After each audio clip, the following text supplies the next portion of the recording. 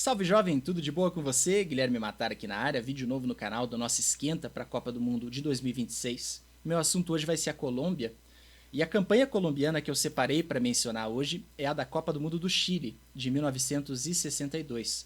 Uma Copa muito especial para eles, porque foi a primeira que eles jogaram na história do futebol de campo masculino.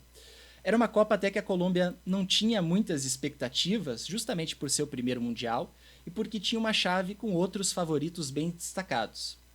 A Colômbia ela estava no mesmo grupo da União Soviética, que era uma das favoritas ao título, Lev Yashin no gol, e a União Soviética era a então campeã europeia, tinha ganho o Campeonato Europeu de 1960. A Iugoslávia, que seria semifinalista dessa Copa no Chile, também estava nessa chave. E para fechar o quarteto de seleções, você tinha o Uruguai, que já era uma seleção com títulos olímpicos e mundiais naquela época.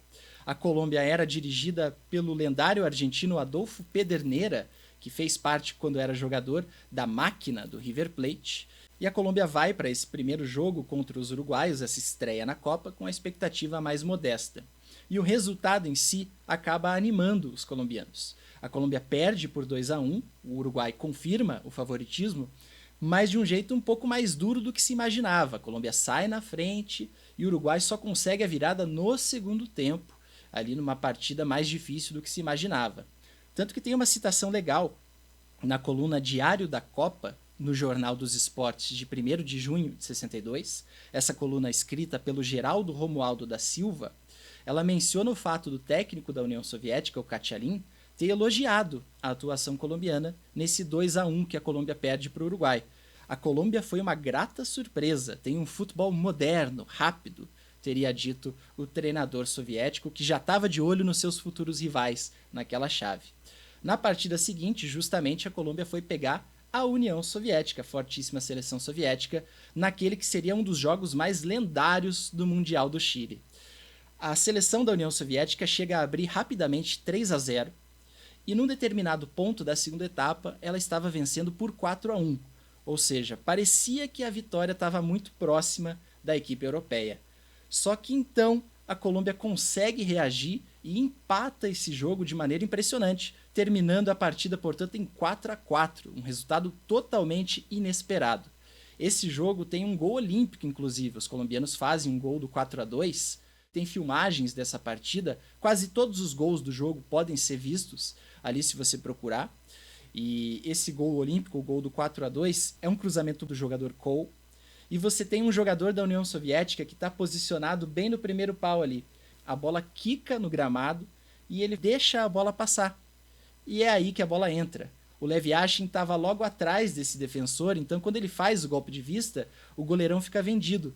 E aí você vê na filmagem que o Lev Yashin fica possesso. A primeira reação que o Yashin tem quando vê a bola entrar é reclamar do seu companheiro por ter feito esse golpe de vista. Esse jogo foi apitado pelo João Etzel Filho, e tem até uma certa polêmica em relação às questões, porque tem uma citação que aparece em alguns lugares, inclusive na revista Placar, numa edição sobre os 100 anos do futebol no Brasil, que saiu ali em outubro de 94, na qual o Etzel Filho diz: "Eu empatei aquela partida", dando a entender ali que ele teria dado uma facilitada para os colombianos nesse confronto. Mas a revista do esporte na época está enaltecendo o apito. Tem um texto escrito pelo Anselmo Domingos, na edição 177, que saiu em 28 de julho de 62, que o Anselmo Domingos até escreve que o Etzel Filho recebeu da FIFA uma nota 10 por sua atuação em Rússia versus Colômbia. De qualquer forma, esse 4-4 animou muito os colombianos. O jornal A Tribuna, que sai no dia 5 de junho de 62, menciona que foram feitas manifestações ali na Colômbia, em cidades colombianas, de manifestações dos torcedores de cunho positivo ali, da galera ficar em festa mesmo por esse 4-4 contra os soviéticos. Na última rodada do chaveamento, a Colômbia acabaria derrotada por 5-0 pela Iugoslávia e não avançaria para o mata-mata, não venceu nenhum jogo, terminou em último no chaveamento, mas a impressão que a equipe deixou ao sair da Copa do Mundo do Chile foi positiva.